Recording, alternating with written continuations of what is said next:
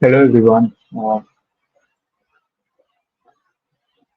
We'll just give 5 more minutes for more people to hop in.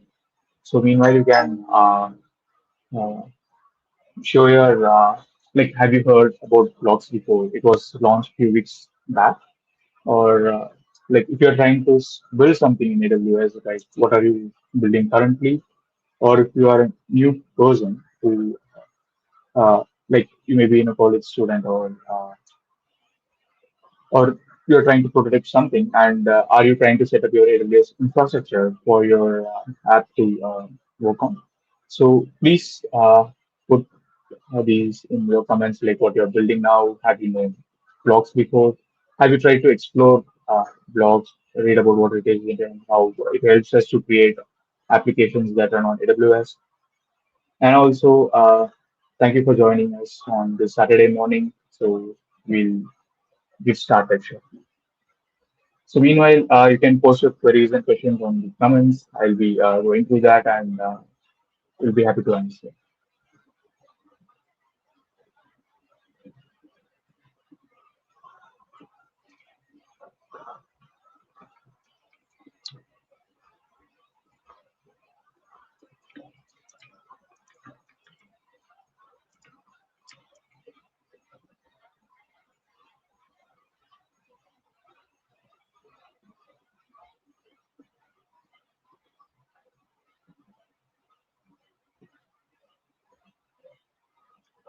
I can see some folks over the comments. So hi Yogesh, Hari, and Rupati. Hello Ajay. I hope I'm audible and you guys can see my screen, right? Like, can anyone confirm in the comment that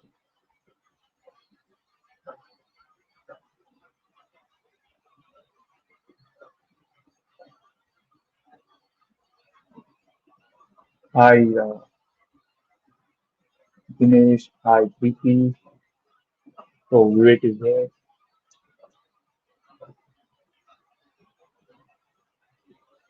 All right, thanks for confirming, Yogesh.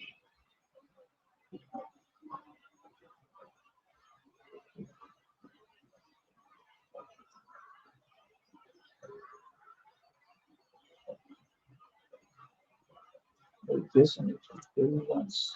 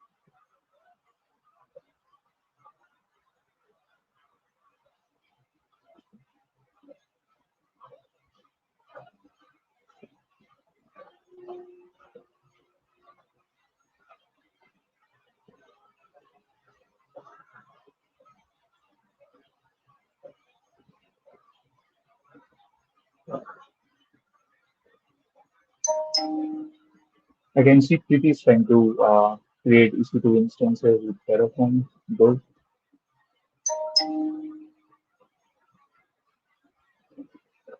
Also, Preeti is looking for AWS. Then I hope Preeti, this session is for you exactly, where we cover like how you can build your applications which interact with AWS services completely on your local. You don't have to have an AWS account or the service created there for you to for your application to interact with.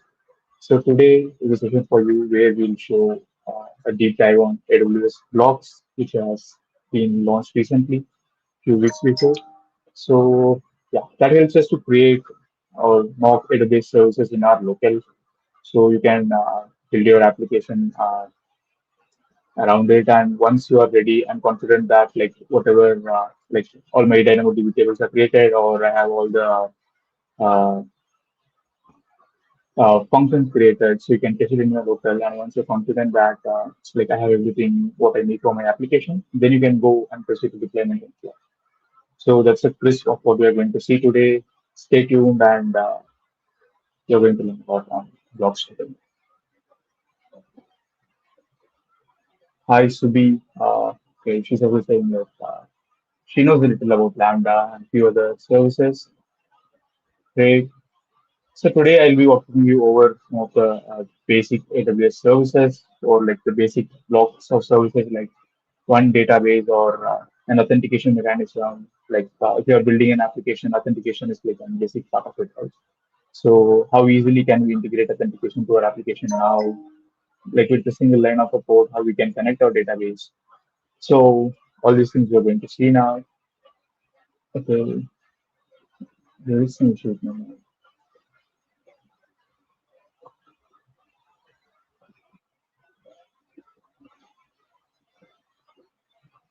Uh, can anyone confirm like is my mic issue solved now? Are you able to hear me properly?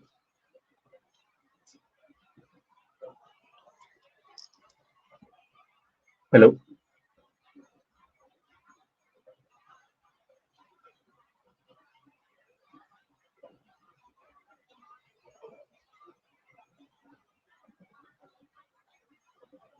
We'll wait for. Thanks, Karthik, for confirming. So we'll wait for 2 more minutes. We'll get started at 10:10. Yeah, thank you guys.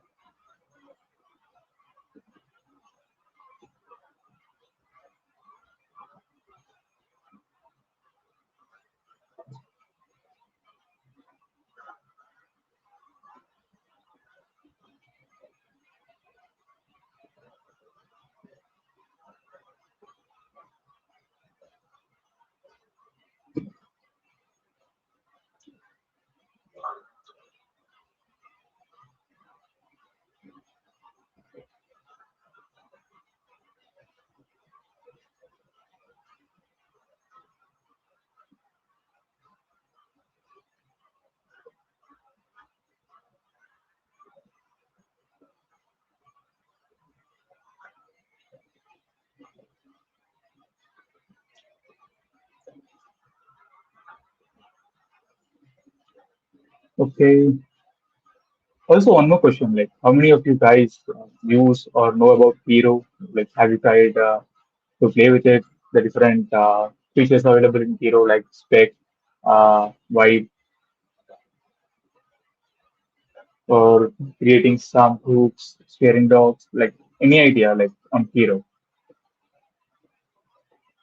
Because if you know Hero or if you use Hero, we have a surprise coming for you in a day or two. So, okay, so we have no idea. Then just stay tuned. I'll be using Hero to walk you over the demo which I have for blocks. So you can get an idea or an overview like what are the different features we have in Hero. Also, I suggest that we have already done a session on ADLC like 2 months back with two cloud captains and Bhuvna, AWS Hero. So there we have walked you through the complete ADLC approach and also how we can use it along with Hero. So I'll highly recommend you to watch that video to get an complete idea of what Hero is and how you can use Hero to build your applications. Yes, Hero is like an similar to Cursor Copilot. It's an IDE developed by Amazon Web Services. Yes, and it's tried but not extensively. Great. So there are like tons of features getting Hero shipped actively. So the community, like the people are actively working, and even all the new models which get released are onboarded to Hero in a day or two time. So we have Claude Sonnet 5, Opus 4.8, all available for us to use inside. So I'll highly recommend for any beginner who's trying to use an authentic ID. So Hero is your best bet.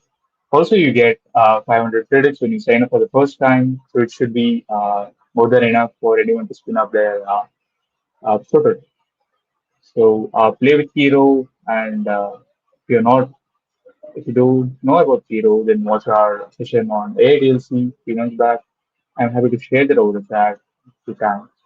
So try it. And also we are launching a new initiative called Heronomics. So which is not live yet, but I'm so if you are using Hero actively and if you burn a lot of tokens, then that is something that you should look for. So we'll be launching it in a day or two time. So uh, please look at please watch for this announcement from AWS User Group Madurai's official LinkedIn page. So keep watching. We'll be launching it soon for you to explore. And if you're using Hero actively, then yeah, you might be able to top of the leaderboard, which we have inside the Hero. So Hieronomics is nothing but like we are planning to have a leaderboard where we rank uh, people like based on their token usages. It's not like it's a friendly community initiative. We are not going to ask users to burn this many tokens to top leaderboard. Like we're just going to record like whatever the tokens you're consuming of for your daily activities. So it's just an visual interface for you to see your uh, tokens burn, and it's like a friendly initiative which we launched as part of user group Madurai, where we wanted to identify like how many people are actively using Hero, and we wanted to give them some recognition for it. And yeah, more announcements soon. Keep watching, and I think it's time, so we'll get started. So hello everyone, welcome to how to become a full stack developer by paying $0 in AWS bill. So this session will be on AWS Blocks, which is a newly released framework by AWS. It got released in the mid of June, like 2 weeks back. So I was very excited to see something like this from AWS, where it solves the pain point of every entry level developer's face. So how many of you like face some issue when you started creating an application uh, that runs on AWS or use AWS? You can do also. I heard like from the previous chat, I see few people are beginner to AWS and few people are experienced guys. So the crowd is like a mix and match. So I'll just go with the basics. I'll cover like what you will be doing traditionally and how blocks is replacing that particular heavy lifting.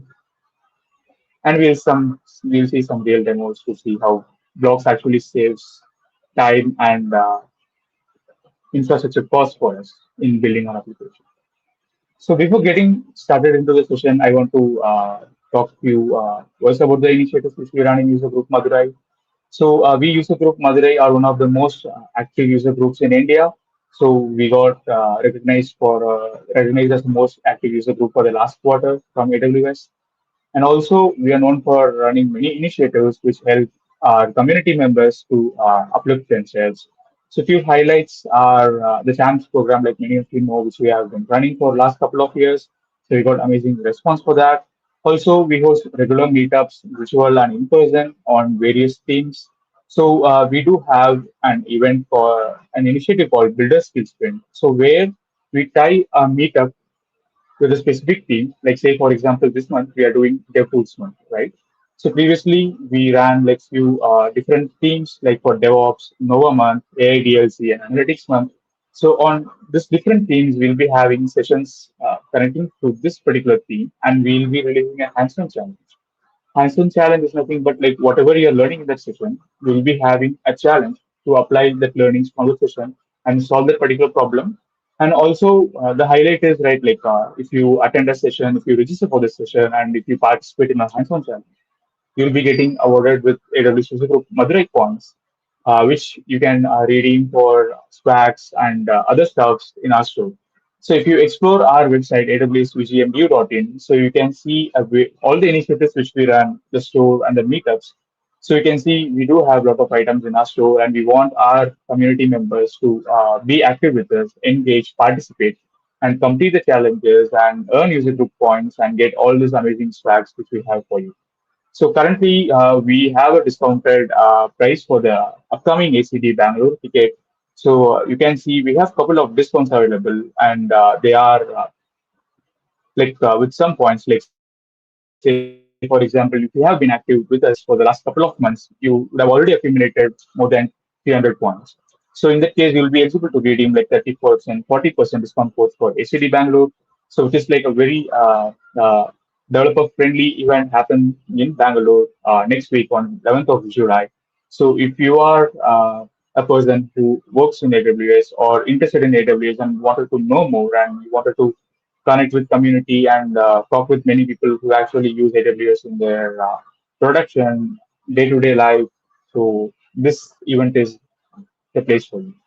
So also for the new folks who are just recently joined or who have very less points, if you have been following us, as you might already know, we have been running DevOps month challenge, hands-on challenge for the last month. So the challenge is still open. So you can already see 57 members already participated in this event. So we have this challenge up. So what you can do is you can check this repository. So here we have a list of 5 challenges. So each challenge is ranging in like from beginner to expert level. So what you want to do is like clone this repository and go over these README files for each challenge and use AWS DevOps agent to solve that particular problem and get the solution and write a blog or create a video like whatever you're comfortable with and submit us here at user group Madurai. Like the submission form is still open and this process on 11th July. So if you submit, you will get an bump up in your points where you will be able to buy minimum like 25% discount coupon if you complete this challenge within the week time. Also, one surprise highlight is like we launched Builder Circles. This is one of our new initiative which we launched a few weeks back. So I wanted to share, like, highlight what Circles is. So as you guys know, we do regular meetups on a monthly basis, like we do 1 or 2 sessions, but we wanted to keep very engaging with the community, and we wanted to have like short focus groups, which will be running on a weekly basis, like say for example we have built a circle here, so we do release a lot of challenges. Like for each month we'll be releasing different set of challenges, and few people complete it and few people they may face some issue in understanding the challenge, or they might be stuck at some point and they wanted to someone to help them to overcome that. So you might feel shy to ask it in the WhatsApp group, or you may not reach out to the speaker to check, or maybe ideally in the end you might be dropping the point of submitting this challenge, right? So we wanted to solve this. So we have this new circle. So circles are like small focused groups. So where we'll be having champ leads. So these champ leads are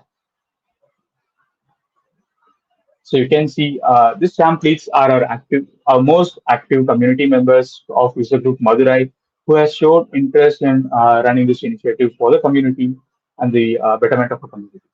So if you see, we have this builder circle. So we have Yogesh and Dinesh as a builder circle leads. So congratulations, Yogesh and Dinesh. And to highlight what we'll be doing in this circle is, so this circle focuses on having weekly or bi-weekly meetings or small sessions like 10 to 15 minutes. So we don't want to hold you for longer minutes like a regular meetup session. We just want a small 10 to 15-minute session, and we want to have a very less focused audience, like 5 to 10 people who is highly motivated or highly interested in learning that, or they wanted to solve this challenge. We wanted to keep this circle so small that all the 5 or 10 people who joins and be active in this circle gets impacted. Say, for example, if you face and if you want someone to help you solving this particular hands-on challenge, you can join this session and talk with the circle leads. If you face any problem, they'll be happy to help you out. Also, they'll be showing like how you can solve this challenge. Like they may help you to understand like how we should use DevOps agent and how to configure it, and all those things they'll be helping you over it. And also, this is not only about builder skills for hands-on challenges.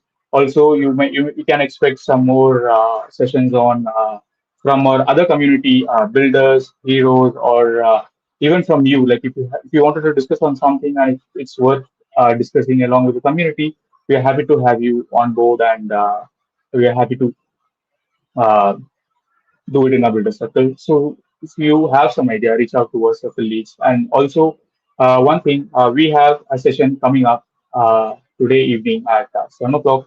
So this information is already part. This information will be shared shortly.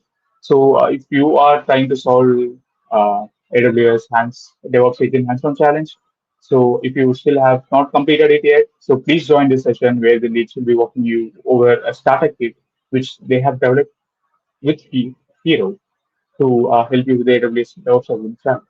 So if you're interested, please feel free to join in this circle meet, which will be sharing in short time.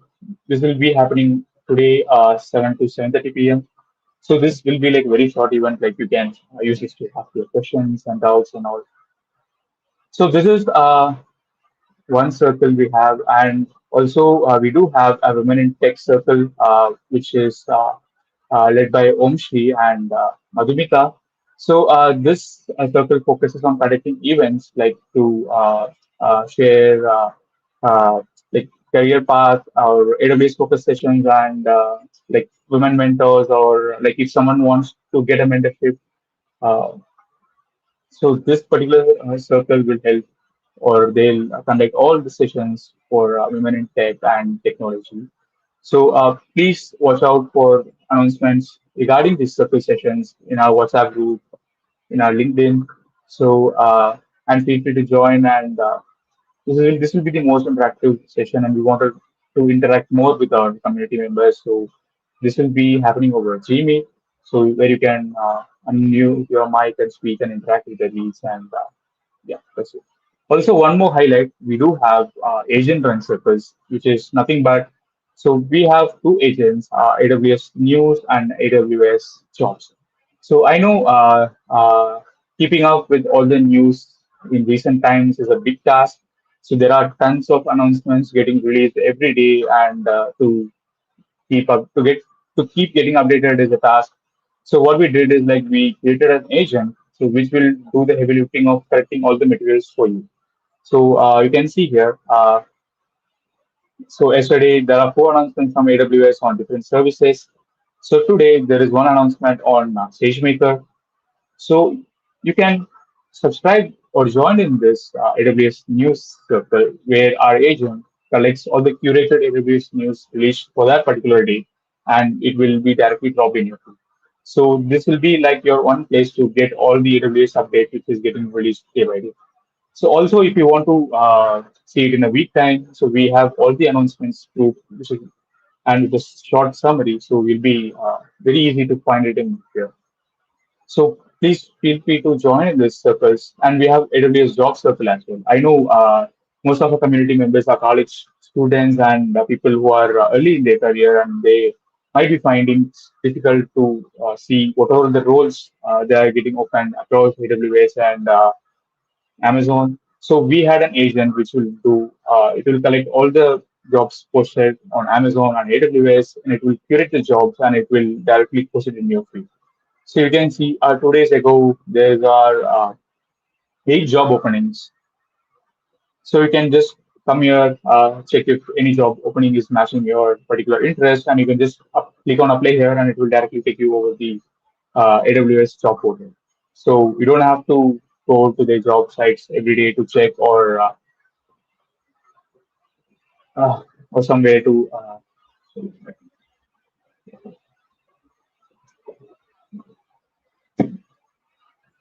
Yes, yeah, 20 minutes. Cool. So these are few of the initiatives which we run in User Group Madurai, and I don't want to get delayed any further. So I'll be hopping over this session. Okay. So today's session is on becoming an AWS Fullstack Developer with $0 AWS bill. So I just wanted to have a small comment or a thumbs up, like if you have faced this issue, like you'll be trying to set up your application, but you'll be already like past half day mark, like trying to do the initial configuration. Like it's not writing your application logic, just that creating the infrastructure, the table, the VPC, creating the IAM role needed to have the necessary permission for your application to interact with that table or a Lambda function. Like how many of you face this issue? Like it may be a half a day or 1 or 2 hours. So where you spend some time in creating the infrastructure for your application to work. So this is a particular problem which Blocks is going to solve us. Also, one more problem which I have to highlight is like particularly college students, they find it difficult to create an AWS account because you need a credit card and there is a whole ton of process that we need to go through to create an AWS account. And so many, as far as like we know, many folks they don't create AWS accounts and they find it difficult to follow along with whatever the demos we do or something like that, and they won't be doing that much prototype with AWS. So AWS Blocks helps to solve this particular problem where you can create your application logic as well as all the AWS services that needs to support your application on your local. So you don't have to have some EC2 or Lambda or a table sitting in AWS for your application to interact with. So you can spin up all these services in your local, like you can have a DynamoDB or you can have your own Bedrock agent created here for your application to interact with. So this is what we are going to see today. So build on your laptop and deploy the same code to AWS. So if you see, right, like when I say uh, Blocks helps us in creating these AWS services locally, and also when we are ready, we can just push the same code to local.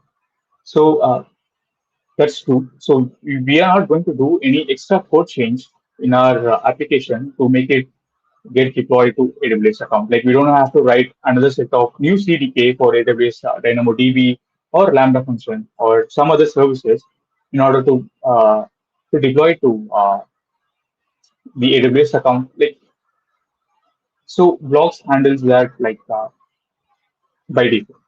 So Blocks is an open source TypeScript framework announced in public preview in mid-June, and so we can have so each AWS services is like a blocks. Like DynamoDB can be one block which you can add it in your application.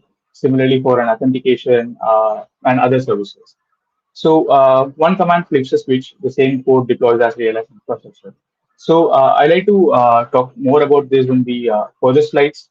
So what we are trying to say here is like, as I told, so we'll be using the same code to run AWS services in our local as well as in production AWS deployment, right? So we'll see like how Blocks is actually doing it and what are the commands that helps us to achieve this behavior. So as I told mentioned, like there is no separate infrastructure layer we have to write in. Like there is no need of writing any Terraform files or CDK snippets for our AWS services. So all this infrastructure code will be bundled along with the Blocks code. So we don't have to worry about writing the infrastructure layer for our application. Cool. I just want to show this graphic, like as I say, like we don't have to worry about the infrastructure layer when we use blocks, right? So traditionally, when we develop an application, so we'll be having two phases. Like we'll have all the application logic written in a separate project, and we'll be having a separate folder or structure, like which we'll be creating for infrastructure as code, right? Like if your application is using DynamoDB, so then you'll have all set of infrastructure files, like one for creating the VPC, one for creating all the IAM roles, uh, and other for creating the table, and other for creating a Lambda. So everything we have to define either via the CDK or a Terraform script so that you can use CloudFormation, deploy this resource, and your application will be able to interact with this, right?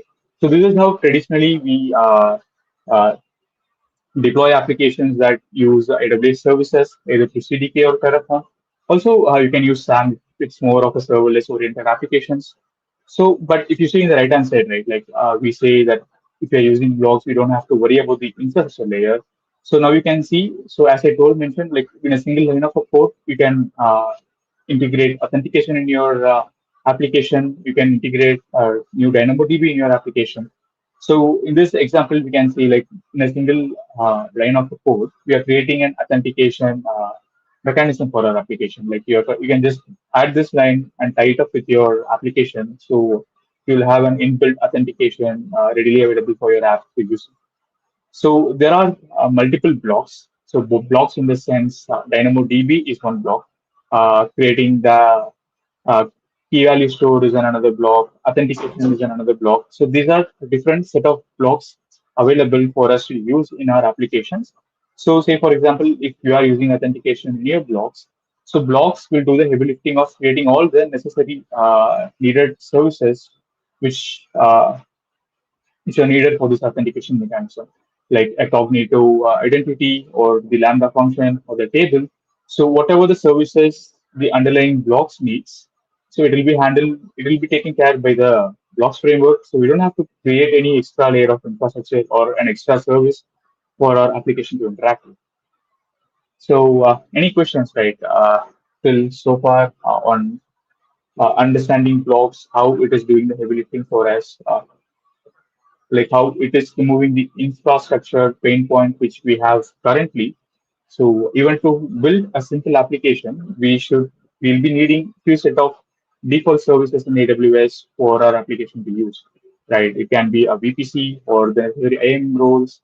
And even if we miss one particular attribute in the config, so our application will not be able to make that get query or put query on the table, and you have to go there and you have to debug and you have to add the necessary IAM permissions so that your application will be able to put or get items from the table, right? It's so much to and fro, and there is so much you need to keep in mind when you're creating a new table or when you link use other services with your application in AWS. So there is a lot to consider when you do it traditionally. Plus, you have to maintain the infrastructure layer as well. But blocks completely solves this, and there is no need for any infrastructure. Also, how why this is interesting is right, like for someone who is starting new, like you don't have to necessarily need an AWS account to test all this, right? So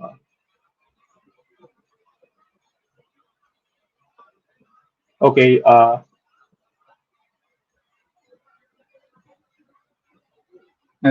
okay, Amber is asking, does it support bedrock models as well?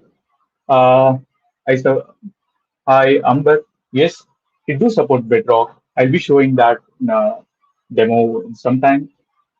Also, Blocks is a TypeScript framework for now. The support is only for TypeScript. I hope they'll be releasing support for other languages like Python, Java in future. So it is a new framework and it's in preview. It has been launched like 2 weeks before. So keep watching the official forums to for this particular info. But I think they'll be doing for Python as well.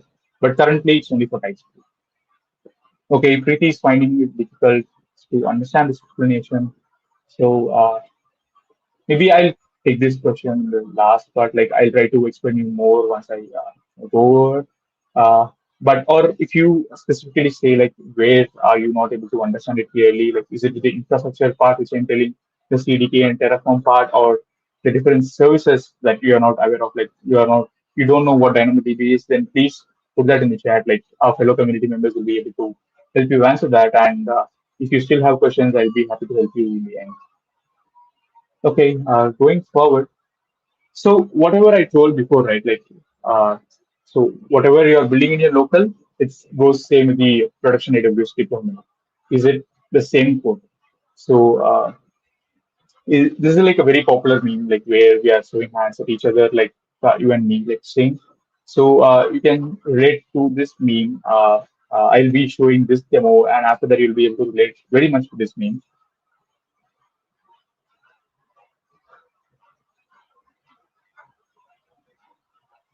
So you can see in this image, I'm trying to create a key value store. So I'm just trying to import a key value store from AWS Blocks, and I'm just creating it and directly doing store.put store.get. That's it. I didn't write any infrastructure code. Like I didn't create this key value store in AWS before. I didn't have any CDK or Terraform scripts in my project to create this on AWS. So I'll just write something similar like this code snippet to create different building blocks. So you can see here, right? So key value store is one block, authentication is one different block, table and other stuff. So like we say the same code works in our local and in cloud, but what happens in the backend, like how it is handling these requests in our local and how it is getting uh, like converted to the actual DB call when we deploy it to AWS, right? So if we take this distributed table example, which is nothing but the DynamoDB table, so in local, I'll be I'll be showing this over. I hope you guys can see my ID.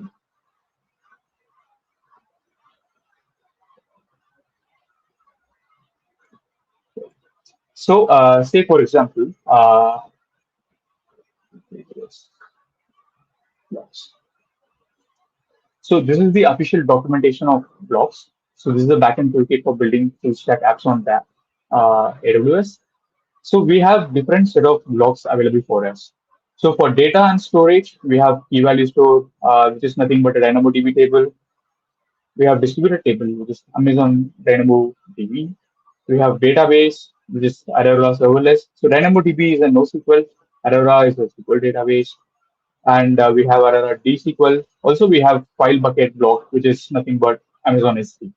So the left-hand values which we are seeing here, right? So these are the actual blocks which we'll be using in our applications. So in this port, if you see here, right? So I'm not importing DynamoDB, right? I'm importing key value store from blocks. So if you see this relation, so if I import this key value store from block, it creates a key value storage with conditional writes in Amazon DB. So I didn't create a DB with this particular configurations to use it as a key value store. I just imported key value store in my code from AWS Blocks. So it does the heavy lifting of creating this configurations and creating this actual service in AWS. So if that makes sense,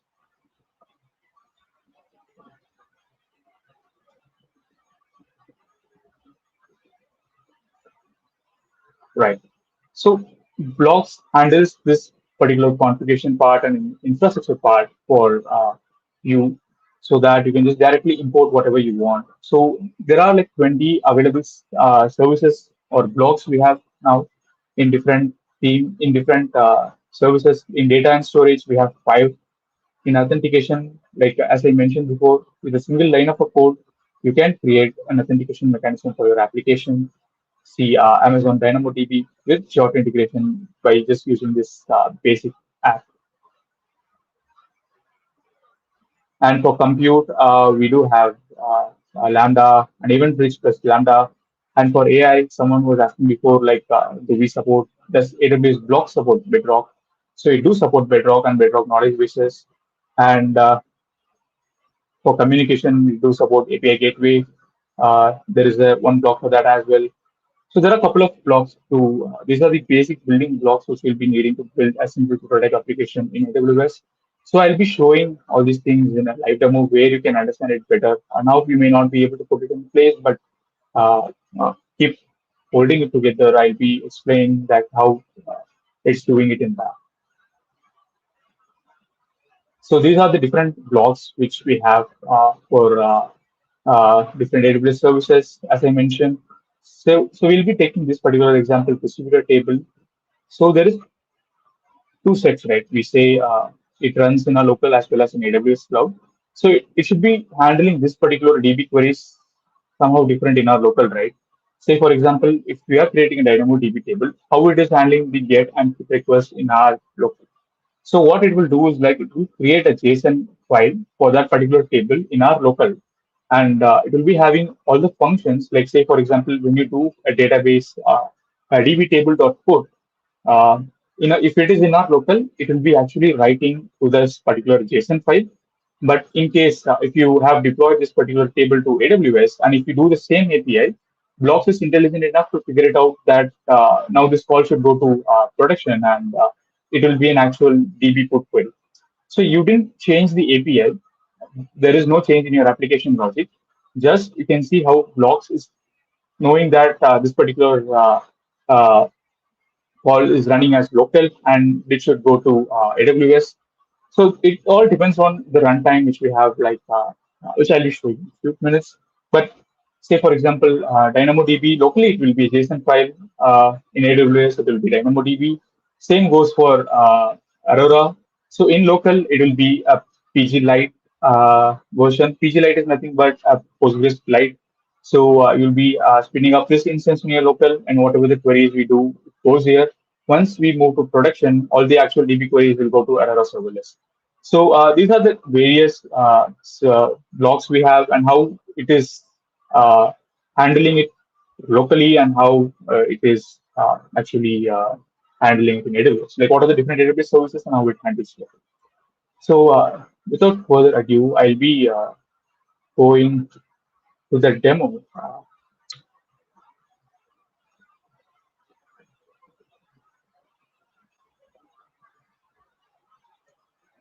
Right.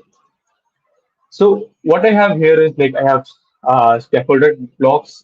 You can just do it in a single line of a command. So you can do npm create AWS blocks and latest. So this particular command will be able to spin up or scaffold a blocks project in your local, and you're ready to go. So I have done this already. So I have a project, and what I did is I created a simple to-do app. So everyone knows, right? Like to-do app is the basic app. Like in whatever things we do, right? To-do app is the first and foremost we do. Right? So I did the same. So I created a simple to-do app using blocks. So this is a single file I have for the complete functionality of this to-do app. So I just want to break it like what are the different blocks that I have used in this particular to-do app. So you can see here in line number 23, the one which I'm highlighting. So I'm just creating a new auth basic, and I'm just trying to use AWS blocks from there. So if you can see, this is a particular package, AWS blocks slash blocks.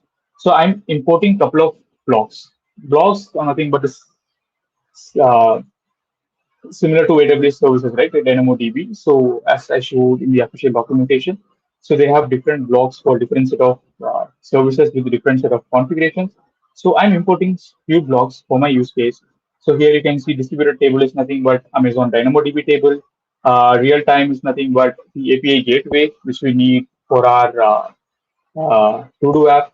Like when you add a new to-do, there should be a request going to our app, right? Like the put request, or when you list that to-do, there is a get request involved, and all these requests will be routed via API gateway and agent. I'm using a little bit of agent, uh, uh, like LLM summarization in my to-do app.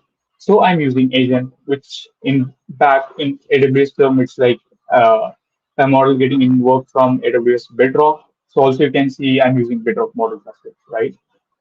So this auth basic, so this will create if you go here, right, to the official documentation. So I'm using this particular block, which is nothing but, so it will help you to use username password authentication. So in the backend, so when you deploy actually in production, it will create a DynamoDB with job. So I have created an authentication mechanism for my to-do app. Next one is like, okay, I have the to-do app, I have this authentication built in.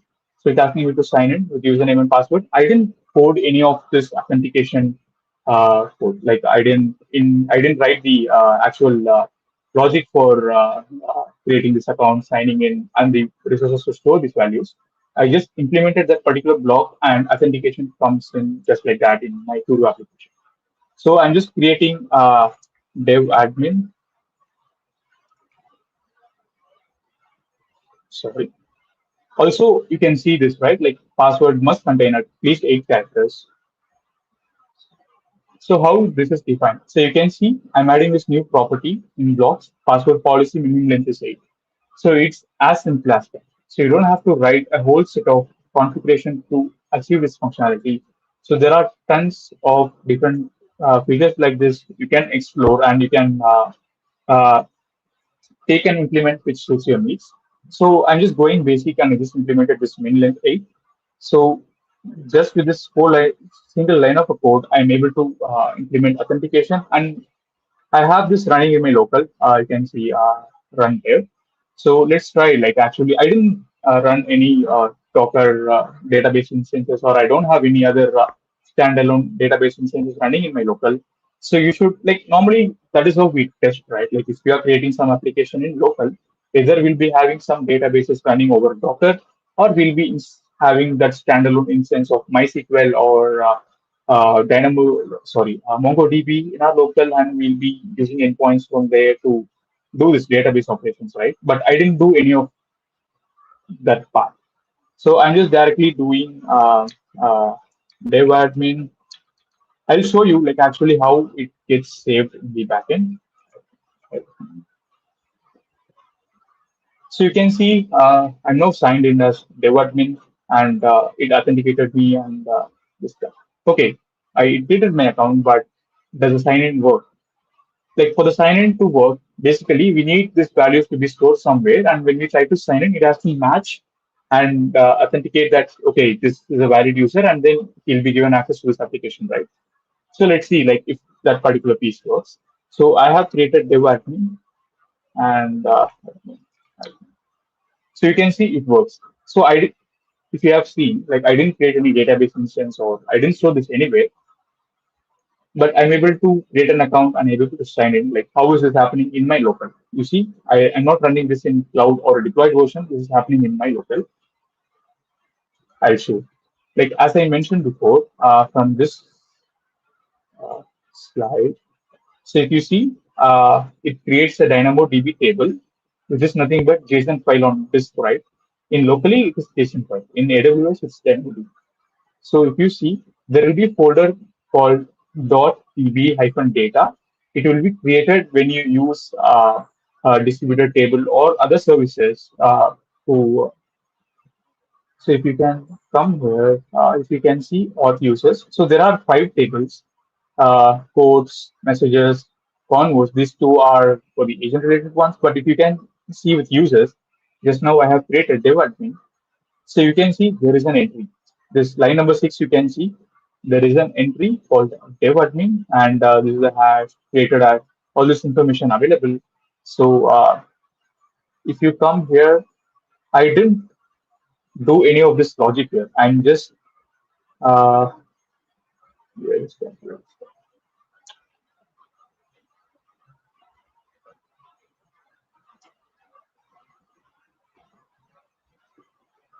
Yep. Yep. So we didn't write any actual logic for the authentication, just that we use this auth basic from AWS blocks, and voila, like it created the local database for us, it handled the authentication logic for us in a single line of code. Like it may not even take minutes to do this, right? Just like 30 seconds, you can write this line and authentication is like inbuilt in your application now. Okay, that's about authentication. Like we'll just see a few more blocks to get an understanding of how actually we can use different blocks in tandem to create an application. So, okay, now authentication is handled. So, for a to-do application, the basic thing is that the user will type in some to-do and we have to store it. And whenever he comes back, he should see that particular list in his GUI, correct? So, here I'm just defining a schema. So, what are all the details that I should capture from the front end and I should store it in my DB. So, this is the schema that I need to be stored and for my DB to maintain. So, here you see line number 42. I'm creating a new distributed table. So from this, if you see here, distributed table is nothing but DynamoDB, right? So I'm creating a new table called to-dos. So if you see here, what are the keys? So I'm giving the user ID as a key. So if you guys know DynamoDB, so it asks for partition key and sort key. So I'm just giving user ID as the partition key and sort key as the to-do ID. So and few other configurations to how it should be indexed, right, by priority, like high. So I do have priorities like this particular to-do is a priority 1, or if it's a low priority, and also I have different levels. So for this, I'm just using like it should be indexed by priority and by title. So these are different configurations for indexing in DynamoDB. So that's it. So with this few lines of snippet, I'll be able to create DynamoDB locally. So if you see, so there is no to do currently. So there is no to do currently. So if you can see here, right? So this particular to do, it accepts the scope is nothing but our app, and we are creating the table name as students. So if you see this VB data, when we start our application, right, when we do npm run div, it creates all the necessary backend resources to support this application locally. So whatever AWS blocks we have used, so all the necessary uh, JSON files or the database instance which we need locally, it will be handled by default with blocks. So you can see I have created a table called to-dos, and it has already been created, and there is a data.json file already created for that. And it's some sample data, right? So let me see. I'll try to add a new to-do here. And what we should be seeing is like we should be seeing a new entry in this particular JSON file. So that's what we were telling about, right? So I need to complete AWS DevOps is challenge. So you can see it got added. I can see I'm just refreshing. So it is able to fetch it as well on refresh. So which confirms that whatever the entry that I have added, it has been saved somewhere and it is able to retrieve it successfully, right? So we'll go to this particular JSON file. You see, there is a new entry. It got added at line number 87 from dev admin to do ID. And this is what we have added. I need to complete it with the DevOps agent challenge. Right, that's it. So now you are actually using DynamoDB APIs, but you're not actually using DynamoDB, right? So this is how DynamoDB handles or stores our entries in our local. So there will be bunch of JSON files created for different tables we create under this .bb data folder. So you can view these files and inspect whether your entries are getting saved here and stuff like that. Okay, so this is fine. Okay, this is good. So also we told that like say for example this is fine and I need some AI part in my tool, right? Like nowadays AI is getting integrated almost everywhere, right? Right from a simple chat application to a complex application. So everywhere we have AI now. So I thought like why not use the Bedrock block which we have from AWS Blocks. And I just created a simple assistant here. Say, for example, I have like 10 to-dos and I need only the high priority ones. Just give me the top two priority ones and I'll work on this. So what this agent or assistant will do is it will just go over and it will just, it's like simple basic chat assistant which will just to uh, know about what are the to-dos we have. We can create, put, delete to-dos which we have. So I'll just show you the code, like how did we actually integrate assistant. So if you can see here, I already told from this official documentation for AI, we have two blocks available. One is agent, which is nothing but Amazon Bedrock, and we have knowledge base. Like if you want to store all the conversations or interactions which you're doing with your agents, or if you want to create a pre-built knowledge base with some documents you have, you can do this with this knowledge base blocks. So these two AWS services are available in AWS blocks with this name. So I'm going to use this particular block called agent. So if you can come here, line up 151, you can see I'm creating a new agent and I'm calling it as assistant. And I'm just giving it few configurations, right? So normally when we create an agent, there are few set of pre-default configurations that we have to provide it, right? Like that what model it should use, and where is the endpoint that it should get from? Is it from Lambda or Olama or some other cloud provider? And what is the system prompt? Like, say, for example, in this case, you are a to-do agent and you have to create list and complete to-dos and help with the user, right? And streaming. So streaming mode means like we don't want to wait till the agent completely returns the response. We need the live response. So and few other bunch of configurations which we need our agent to do. So I like to highlight this particular block tools.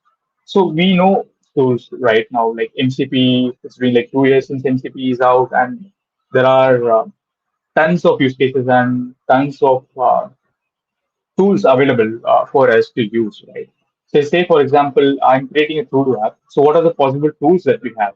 So, can anyone put that in comment? Like, the goal is to create a to-do app, and I want my agent to have the functionality of like to create a to-do, to delete a to-do, or to update. So, what are the different tools this agent would need to do all these operations? So, can anyone list? So I'm not asking for the code or something, just a plain English that method name like maybe to go with to create a to do, we need a tool called create to do, which say for example when the user asks like create a to do called I need to complete DevOps agent by July 10. So the agent should be able to understand that the user is asking me to create a to do, and what it will do is like it will list all the tools that it has. Tools are nothing but it's like the extra connection, like or extra functionality that we are adding on top of our particular agent, like giving it more capabilities to work with a real world applications, right? Like so normally when ChatGPT or Claude, they were like more conversational agents. Like what we do is with them is just interact with them over chat. Like what is this? It replace something. So what we need more, like I need the agent not to just reply to me in plain chat. I need it to execute. So how we can make it to execute things for us is having tools integrated with the agent. So you can have different set of tools for your different use cases, and agent will be able to understand it and execute it.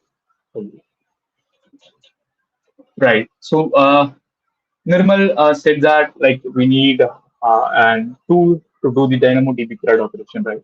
So whatever I have said before, it is basically nothing but the CRUD operation which we need to do in DynamoDB, right?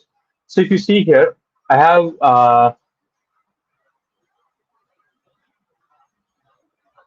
as mentioned, like a simple CRUD operation. I have four tools attached to my agent: create to do, list to do, complete to do, and delete to do. So this is nothing but put, get, complete is nothing but we can say it as post, like just marking the status as completed, and delete is removing it from the to-do list. So these are the basic functionalities which we'll be expecting a to-do to have. And since I have integrated AI assistant in my to-do application, I gave the functionality to the agent to do all these operations on itself. Right. So if you expand a simple tool, so we'll be saying like this to do. So whenever is there a ask to create a new to do, this tool should be invoked, and what are the parameters and how it should handle.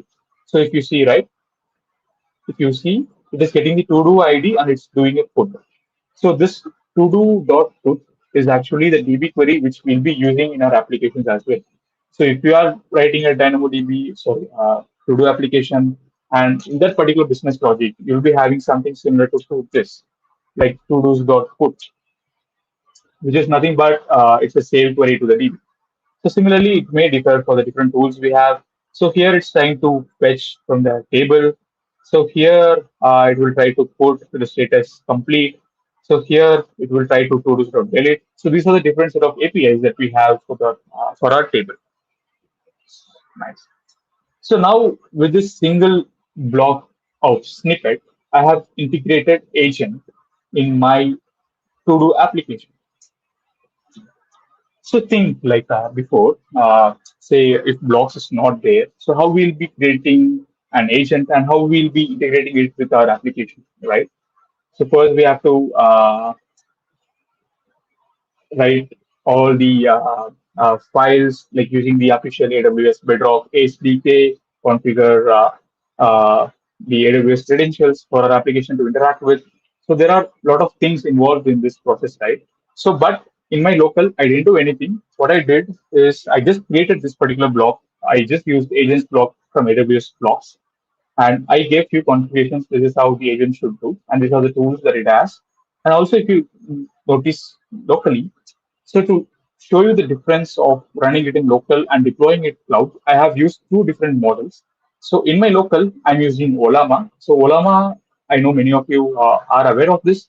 So it's like an Olama is like an application which you can use in your local machine to run LLM models. So it helps you to run free models in your laptop, and you can use it.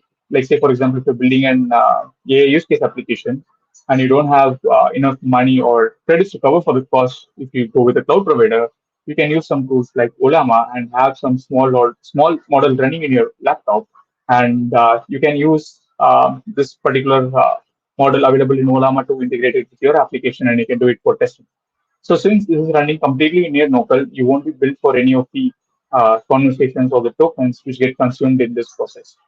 So for local, I'm using this Quen 3 coder which I have in my Olama. And for when I deploy this particular project to cloud, I'm just using this budget model. So which is nothing but Amazon Nova Pro. Nice.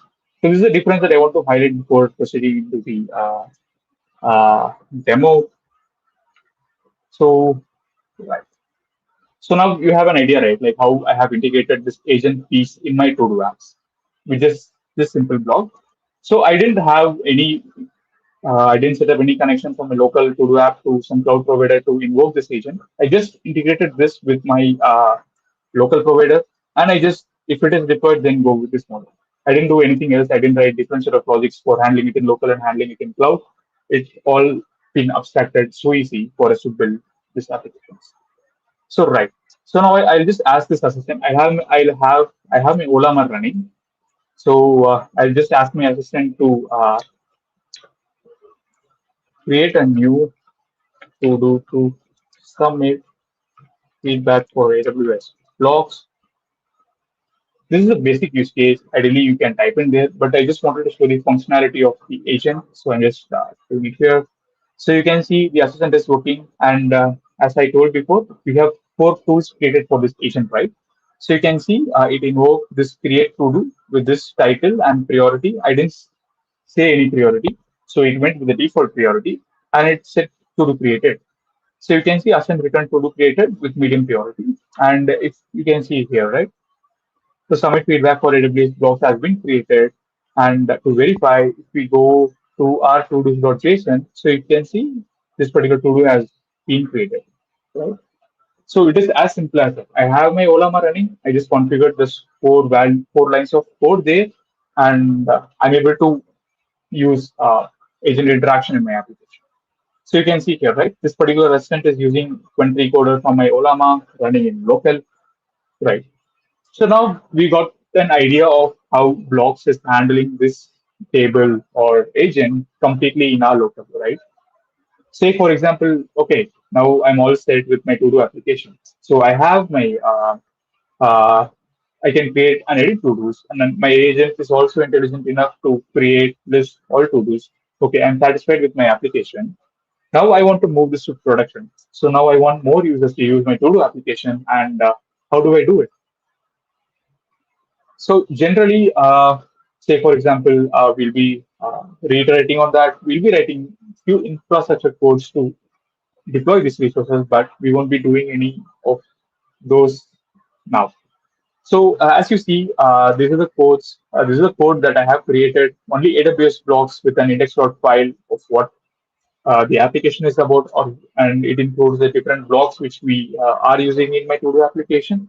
I only have this. I don't have any other Terraform folder or CDK folder to create this required resources when deployed to AWS. So let's see like how it handles it. So before reiterating there, I just want to iterate on 3 commands that which we have that helps us to achieve this functionality. So I told, right, like we can do this in local, we can do the same code, we can deploy our application in production as well. So there are 3 stages with a single code base. I can test the complete functionality in my locals. As I told, with npm run dev, it's for local deployment, as you know, and as I have showed before, it creates a folder called bb data on the disk, and whatever the like different blocks we create, and if it will involve storage, it will be inside that particular folder. That is for local development, right? Say for example, like right now we are okay with the local development, and I need this to be deployed to cloud. for me to test my application, right? So next, what we'll do is like we'll have something called as sandbox. So sandbox, by the name itself, it will just put all the backend piece. It will deploy it to cloud. So say for example, you necessarily not need to deploy the complete application, just the backend piece which your front-end application needs. So all the basic blocks, the DynamoDB table, the Bedrock, all this thing will be deployed to AWS. So this is not a production ready level. So this is only for testing. Like say for example, I'm okay with my local testing. Now I just want to test in cloud if everything is working fine before going into prod. So what I'll do is like I'll do run sandbox. You can still run your application in your local, but your application will be pointing to AWS resources. So you won't be doing any configuration switch or changing the localhost URL. So all those configuration changes, we won't be doing it. So what we'll be doing is like just instead of running npm run dev, we'll be doing npm run sandbox. That's it. So it will deploy all our resources in cloud and it will link our front-end application to it. So we still have our application running in our local, but interacting with the resources in AWS cloud. So now you can do a set of testing, and if you are okay, I'm confident that everything is doing as I expected, and I'm okay going for Chrome. Then if you do npm run deploy, then all your complete app, the full stack app, which we were talking in the before, right? Your front end, your backend, and all the associated resources will be deployed to cloud. So now it will be like a production deployed. You'll get a CloudFront URL for your application, and wow. So your to-do app is live, and you can share it with others to use it, right? So now I'll be showing this second step, sandbox. So as I told, I'm just running it locally now, so everything works fine. So let's see. I'm satisfied. Now I need to know how things work if I move it to AWS Cloud, right? So as you can see, I didn't do any code changes. The code is same. I didn't do any URL tweaking or nothing I did. What I'm just doing is I'm just running a new command, npm run sandbox. So you can see this command is deploying to AWS. So it created a stack. I can show you in the console. So AWS Blocks framework, it uses CDK like in the background. So whatever services we define as a blocks, as a distributed table means DynamoDB. So there will be a CDK script associated for this particular block. So I can show you as that well. So if you go inside node modules, so I hope you can see these are the different blocks which are available for us now to use. So as we use distribution table, so if you go here, if you check the package.json, so if you see, right, so this particular component is what makes blocks to adapt to the different runtimes you have. Say, for example, if it is default, it means local. So it will mock all the API calls, right? It won't be an actual API call, which indeed it will be a mock call, which will be going into a local file system.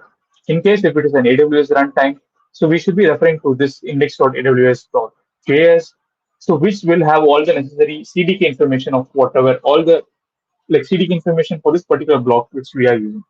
So whenever we do sandbox or deploy, blocks will come here and say now we are trying to deploy it to AWS and we need to use this particular file, and it will come here and it will get all the details of the CDK. So if you see here, it is using official AWS DynamoDB CDK and it's creating all the tables and attributes and stuff. So we didn't create the CDK part. We just used something called distributed table, and that's it. Blocks handled it. So we didn't write the CDK code manually. The framework is intelligent enough to help us to get the CDK components for all the different blocks which we have used. And once we deploy, it automatically gets all the required components which we have used in our application, and it deploys to cloud. So if we go to console, I just show you once. Like there will be a stack created. So if you can see from this, okay, the deployment is complete. So you can see still my local server is running, but the resources are deployed to cloud. You see, sandbox deployed. So this is my API URL.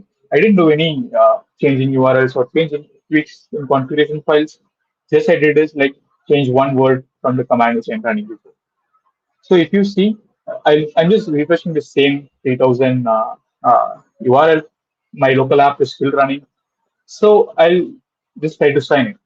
Say, for example, we created this dev admin before in our local, right? I'll just try to log in with the same user, dev admin, admin. So you can see this particular data is not there because now it is referring to an actual DynamoDB table in AWS. So if we go to DynamoDB tables,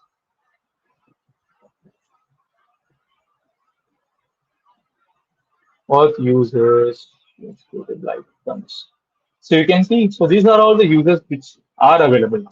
So dev admin is not a user now. So it's not, so it's he is not an authenticated user to sign in our user, right? So he needs to create an account with us to be able to access that. So what I'll do is like I'll do sandbox admin,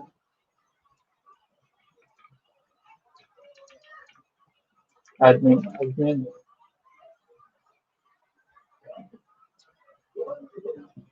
So now you can see, oh, the sandbox admin account got created and I'm logged in. So if we go here and if we refresh, you can see sandbox admin user is present, right? See, it's that simple. I didn't write any configuration files or IAM roles for this user to authenticate with DynamoDB and the required permissions to access DynamoDB. All this stuff, I didn't do it. So I had the same code running in my local. It was working fine. I had the same code deployed to AWS. Then also it's running fine. So I didn't do any actual code change or application logic, just that one single command, it changed completely how my application is interacting, either with local or with AWS. So you can see the new user got created here. And also in my application, you can see, right? So previously the assistant was using Olama. Now it got switched to AWS Bedrock using the Nova Pro model available there. So you can see this is using Nova Pro model V1 as we defined in that particular piece of blocks configuration. So if you see here, so once this application is going to sandbox or deploy, so we'll be using this budget model, which is nothing but Nova Pro V1. So we are seeing the exact model here, and we can just interact with it, like create a to-do called attend ACBLR 2026.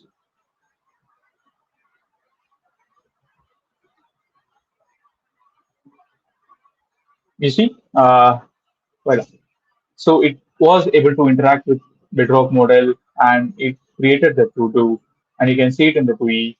Also, I'll show it in the console as with the actual table as well. So if you come here and if I see here, see there is one user ID sandbox admin and there is one to-do with attend ACDBL. Yeah, it's simple as that. So, as you guys have seen, we didn't do any much configuration changes. What I did is like one word change in the command which we run, and that's the switch between how we run it locally and how we run it in DynamoDB. So you don't have to worry, like when you're testing in local, that I have to do an extra work or extra layer to support my application to run on AWS. So now, with or without AWS account, you can actually use the AWS services in your local, and you can create your application. And once you are ready and once you have the account and all the necessary things available, then you can move to production and deploy to cloud. So also one more thing is right, like as most of us are students and entry level developers, what we'll be doing mostly is to try and test out few of the services which we need for our application, like a simple table which we might need. But if we use AWS services, then we'll be always having this constant fear of whether I'll be billed for this month, or say for example you have created one service this week and you forget this, and if you have like you forgot and you didn't check for the last 2 or 3 months, then there will be some cost associated with it, right? And there are cases where people just spin up an issue and they forget, and it might add like hundreds and thousands of dollars bill to their AWS account. So in this way, we can avoid all these things, and it will help people or especially students to actually use actual AWS services for their local projects and deploy when you're ready. So this is how blocks help us to integrate or use AWS services locally without actually having everything running in cloud to support our application. Also, you might have noticed one thing. I didn't create any resources. I didn't create any IAM roles or access permissions for this different set of interlinked services. Everything is being handled by default with blocks. So I can show you how it is being handled in that. So cloud formation.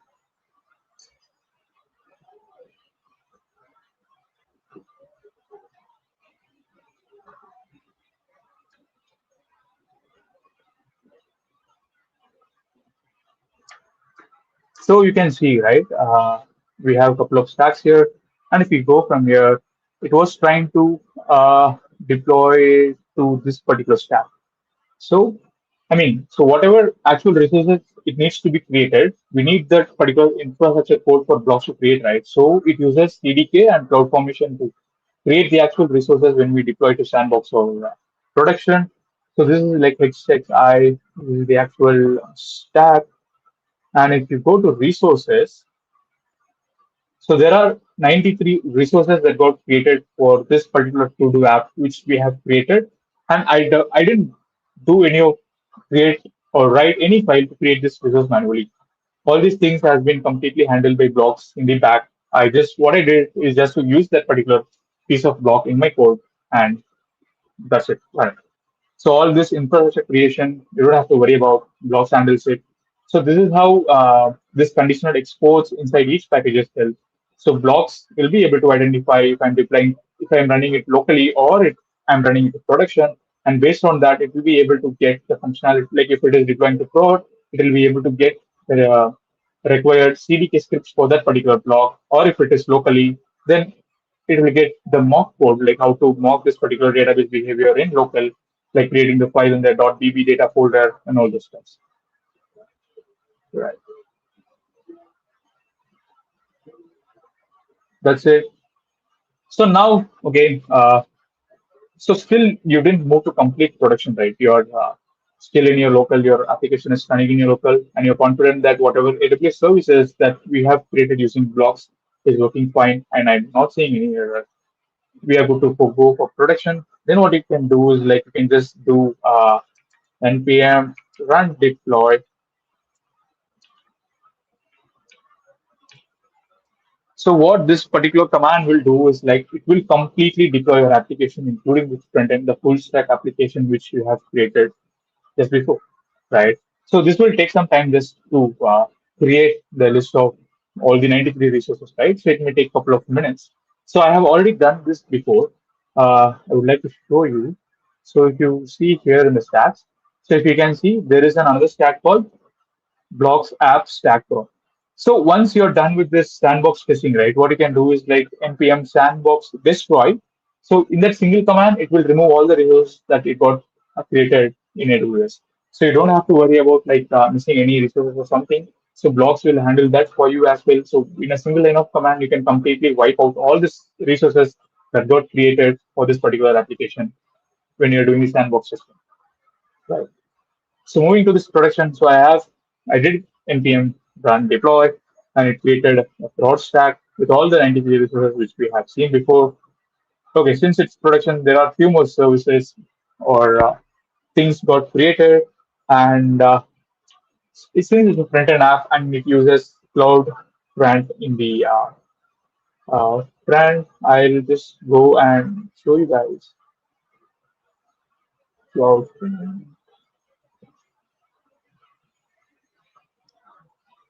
So now we'll have a live URL of a to-do application deployed, running in production with all the services deployed in AWS.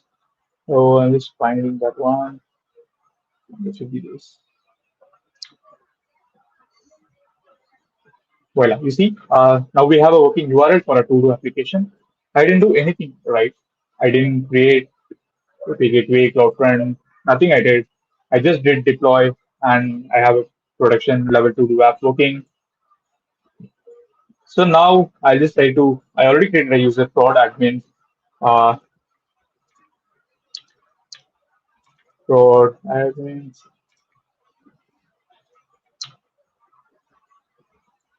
So now there is no to do. So since this is deployed in cloud, it's using the same Nova Pro model. I can also show you the different tables that it created for Pro.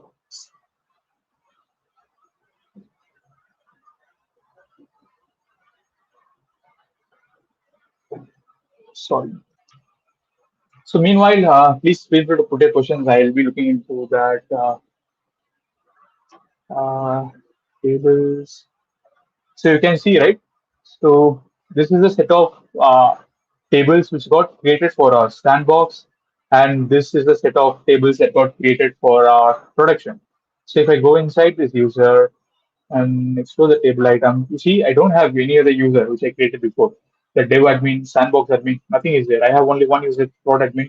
So this confirms that our prod application is pointing to the prod database and everything is fine. So in this whole process, right, in creating your application, you didn't worry about creating this infrastructure or whether I look or having an AWS account, right? What you focused is only on the application logic. So we didn't focus on any other thing else. So what we did is that we had this one file, so where we integrated a couple of blocks or AWS services which we need for our service, like table, authentication, agent. So all this in simple, small code snippets, and we were able to use this in locally in sandbox and as well as in production without doing anything extra, all just with the same line of code which we used to test it in a local, right? So you don't have to worry about like if this breaks in code or I have to do something different. It's not. So this is how blocks helps us to mock all the AWS, not all, but there are 20 plus services available in preview now. Going forward, we can see that there will be more services added. Also, I see that our UG Wake has also worked on adding two more custom services in AWS blocks for Agent Core, and he has shared he has shared a blog over it, and I'll be happy to share the link for that as well. You can also write custom blocks for your use case. And the good part is if you have already some application with some CDK code running, you can easily plug this blocks code as well. So it's so simple as that. So what are you waiting then? Like if you have an idea, just use blocks, create it in your local when you're ready, deploy into cloud. Cool. So I'll be happy to take any questions that we have over the chat. Sorry. Oh, there are a couple of questions.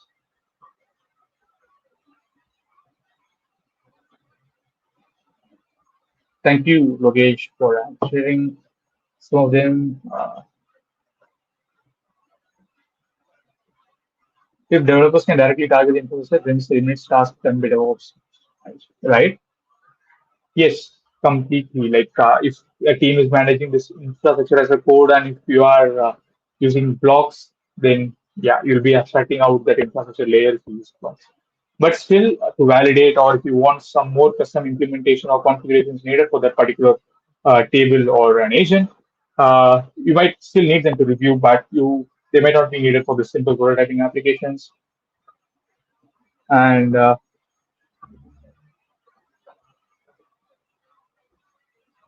right, I think that answers the question. How to test applications when it used all the AWS components, but you're running it locally?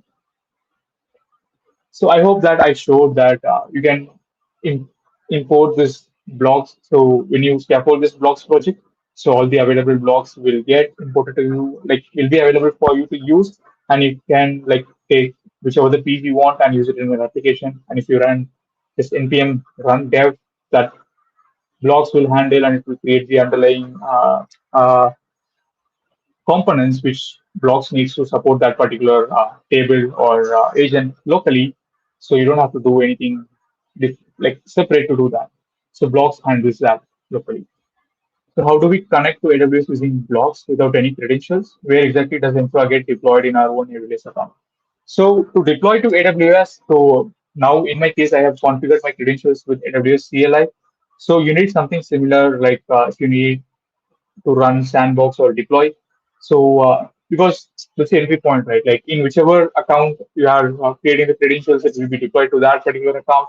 So so AWS credentials is must for deploying it to AWS, but for local testing, AWS account itself is not required. So the logo of AWS is blocking. Sorry, I'm seeing it now. Yep, I will take this as a suggestion.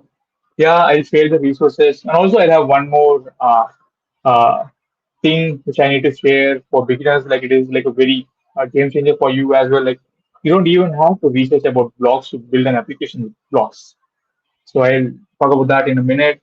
I'm just I use a hero. I'm using VS Code. So you can still use VS Code and create application using blocks. I have used Hero. There is no tight coupling between Hero and AWS Blocks. So Block is a standalone open source framework by AWS. So you can use it, and also you can take that particular project and you can customize it for your own needs as well. And irrespective of IDEs, you can use blocks across everywhere. It's not tied to Hero. Yes, blocks mimics or mocks the real AWS service behaviors in local and right. When dev is done, yeah, deploy to AWS, correct? When it will be and I'll show the Git repo. So who gets billed for those AWS services or is it some AWS own account? No. Like even Sandbox, it is deploying into your own account. So but if it is incurring some cost, then you will be billed for that.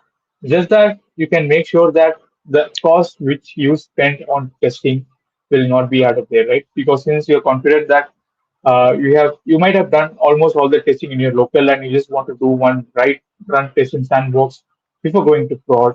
So doing everything in your local also gives you the confidence that you don't have to do anything extra in sandbox deployment, right? Because you might have already gone with all the flow in your local test as well. So this helps you to avoid the excess cost which you will be spending for the multiple tries or multiple users who needs to try this, right? So even you can have like multiple people to use the same project in locally, and one or two can test it in cloud. So in that way, it saves some money for you as well, right? But if we are going on deploying it in cloud, whatever the account owner is going to get billed. And say, for example, there will be few free tier services like DynamoDB if you are storing a very less data, or if it comes under the free tier, you are good. You won't be billed for any. I think they removed it now when you have a specific dollar limit, so you can explore that as well. Also, only difference between npm run sandbox and npm run deploy is where your front end app is running.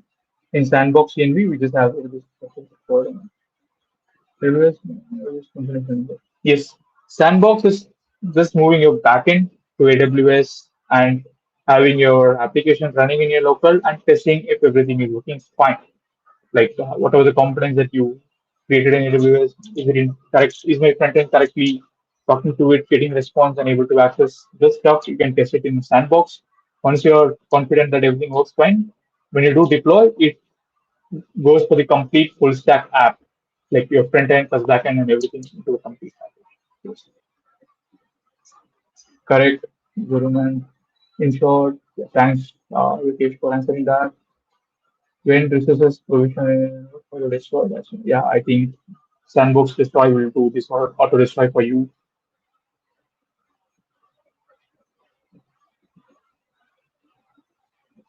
So from now, platform B, they can retain. So how do we don't have control over the backend? So I mean, what if I want to deploy my app on load balance basically is backed by some RDS DB.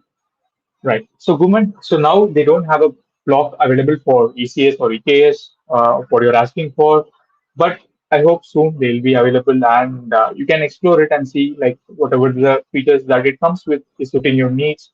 Or if you want to still have your custom implementation, you can do that as well. Blocks support that custom implementation. Also, you can look at their GitHub repo and try to see if you can write a custom block for ECS or EKS. You can do that as well. Like as I told mentioned, like we have one of our community lead creating a block for Asian port. Similarly, you can do for EKS or VCA, right? Yes. So unit test we can do local integration test sandbox. Yep, we can say it like that as well. I don't see any more questions. So or any doubts that you didn't understand any specific part in blocks. Like I didn't understand how blocks is doing this, how it is differentiating. Thank you.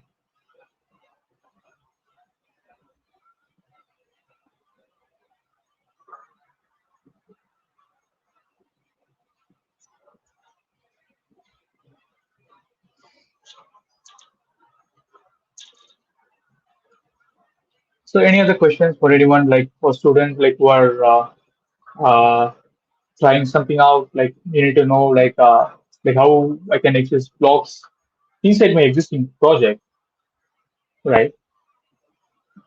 To end this session, I wanted to highlight there is one hero power available for every one of us to create apps using blocks. So if you are not aware of what hero power is, so hero power is that you can uh, just give me 1 minute. DevTools, blocks.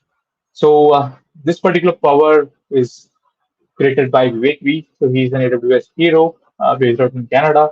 So when blocks got released, so he created a power for people who doesn't even know what blocks is or what are the different blocks are available for them to create application. So you can just simply say I need to create a to-do app, and Hero will be able to understand what are the blocks needed for this particular application, and it will be able to create all the components for you. So what you can do is, so we can see from here. So what you can say is like create a bookmark manager with AWS blocks where users can save links, tag them, and search or delete or edit. So what it will do is it this power will have the information of all the blocks available, and your LLM will be able to identify all the necessary AWS blocks needed for this particular application, and it will create. So here I was manually adding these different blocks, right? But in Hero, so powers is nothing but it's like a bundled. I can show you the GitHub repo as well. Uh,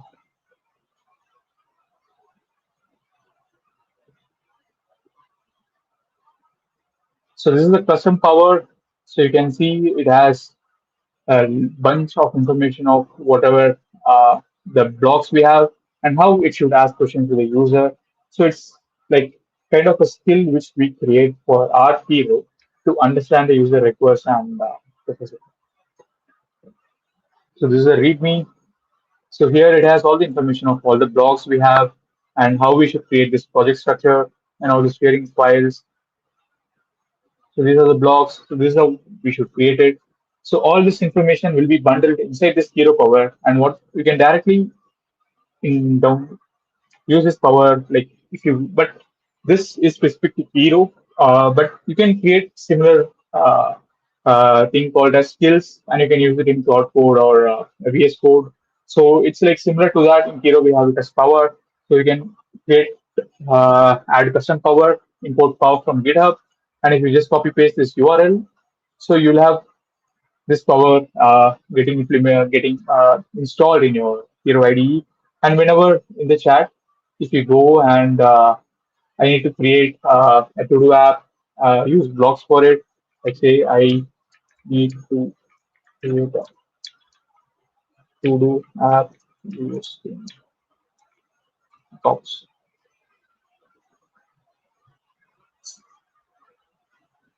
So what this will do is like Hero will identify that there is a framework called see it is running this power. We already have this power for AWS blocks. So we don't have to specifically mention or like we should know, right? Like, these blocks are available and we have to plug it in our file. So this Hero Power does everything of that. You just say in plain text what you need, and it will collect all the necessary blocks required for this application, and it will create you the project. So, so for people who like I have got comments from earlier, like someone is saying that they're not understanding this particular framework or services or how is it working. So you can just simply use this power and tell in plain words that you need like a specific app with specific functionality. This particular power helps you to get all the necessary blocks for your application, and so then you can just dig deeper on what are the different blocks it used and what different blocks matches to AWS services. And from there you can relate, and so you will understand better how these services are being related, and So that might be a starting point for you to start looking into the different services and blocks we have and start creating your application. So right, so you can see it did do Kiro Power tool call and it identified it needs all basic distributor table with few other stuffs. So now it is doing the scaffolding of this blocks project, right? So I didn't tell which block pieces it needs to do. So everything is being done by the LLM itself, the agent itself. So this is how we can use this power to create like apps powering powered by blocks. So please feel free to explore this as well. I'll be dropping all the links in the comment. So this is the link to the GitHub repo. This is the link to the official blocks repo. This is the official AWS announcement repo, announcement link, and this is the documentation.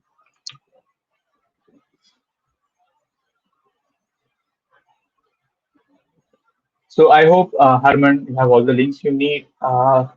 Please feel free to reach out to us. If you have any questions, reach out to me. If you have any questions or doubts related to blogs, we'll be happy to help you out. Also, we have our WhatsApp community as well.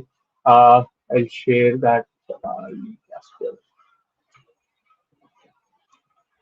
So you can join there, and there are like more active community members there who can help you out if you just ask post your problem there. So please feel free to reach out. And so we are the DevOps Agent Challenge running for the last month. Will be ending this coming week on Friday. So after that, we'll be opening an new hands-on challenge for AWS Blocks. So where you can use AWS Blocks to create applications and you can submit with user group Madurai. So if you see in Builder Skills Sprint, so we already have a sprint for DevTools one. So you can come here. So you can write a blog about it, like what did you create and how do you use blocks to create and how it helps you to like saving the time, saving the money, abstracting out the infra layer, and all the stuff you can mention it here. And you can submit. So you'll be earning points for the session, like for attending this session, and you'll also earn extra points if you do something like if you do create something with blocks and submit to us. So it will also be like validated, and you will be earning user group points, which again you can use it to redeem in store. So if you are interested in attending ACD, please complete the DevOps challenge to be eligible for the 25% discount. If you're more active from the last couple of months, you'll be eligible to earn 30, 40%, and even 100% discount. So if you have been active with us for the last couple of months, we already see few people from our community. Our most active members are already crossing 800 plus points, right? So they are eligible to redeem the complete 100% discount code for the ACD Bangalore ticket. So this is how we help you, and we help you recognize your contributions towards user group Madurai. We will reward you, and you can use these points to get amazing swags. And also now and then we'll have this event ticket discounted for community events as well. So please participate in the DevOps hands-on challenge completed by this weekend. Gain points, attend ACD. Following that, AWS Blocks hands-on challenge will be released in a week time. So it will be running for the next 1 month, and we expect many people to submit more applications. We need your creativity and create that application which you think because of worrying about the AWS account needed or the bill which you'll get. So use blocks, create that application, submit it to us, and we'll be happy to verify it. And also, if your application is like really good, so we have something called as community spotlight, which we'll be featuring in our social handles. So you can see there are list of projects. They are very good, and we featured here, and we'll be sharing this in our social handles to get you more spotlight for your project as well. So please feel free to use this framework, create the application, submit to us, and we'll be happy to review it and list it in community spotlight and give you the recognition you need. Also, you get points for all the interaction you are doing with this, And yep. So if you still have any more questions, I'll be happy to answer. If not, we can talk. So this is me. I'm Kubalan. I co-organize this group Madurai with Vivek and Lokesh. I'm also a community builder. If you have any questions regarding blocks or some other stuffs with serverless or other AWS services, please feel free to reach me over LinkedIn. We'll be happy to discuss with you and help you sort it. Also, there were a few questions on getting like how can we handle the small bill which we get when we do this sandbox or production deployment, right? We do also have AWS credits listed in our store. So if you accumulated enough points, you'll be able to get $25 credits. So that you can use to cover for your AWS bills. So that's it. Like if you are active with us and actively participating and engaging with us, you will be getting all the points which you will be needing to cover your AWS bill with the credits. So yeah, that's it for today, folks. I don't see any more questions as well. Uh, Gurman, the first link which I have shared is the link for the power. So I don't, I mean, you can use again Claude or any other copilot. You can point to this repo and you can ask it to create a skill.md file and you can directly use it in Claude or some other services. I don't know. Maybe I'll search like if there is any skill file available for the same. But the repo which I shared is like there is nothing different. You just have to put it in a skill file for Claude to recognize and work with. That one is specifically for Hero Power, but you can convert it like easily. It should not take much of an time and effort, Claude Code or Copilot to be able to do it. But if you still didn't find and if you face some issue, please feel free to reach out to me. I'll help you with it. Okay.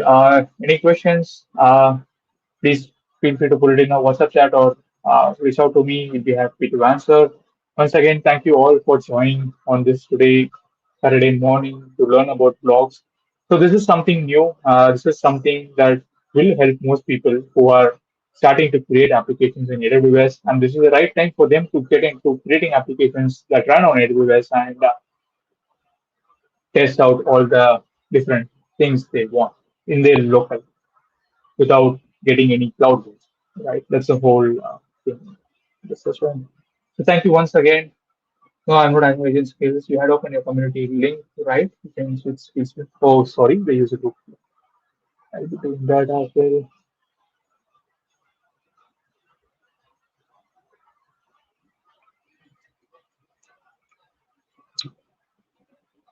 So I have shared. So if you are still doing DevOps agent challenge, there is a circle session going to happen today at 7 o'clock. So please feel free to join in. We are looking for small focused groups who are interested in learning and who are who need some guidance or support. So we look forward to your participation there as well. And yeah, thank you. Thank you once again for joining us today for the session on blogs. We hope to see you on the hands-on challenge announcement and keep uh, watching out from us for the new initiatives which we are going to launch next week. One is the Keronomics, which I have given a simple glimpse, but we'll be explaining it further when we launch. Thank you once again. Thank you for joining. See you in the next session. Thank you.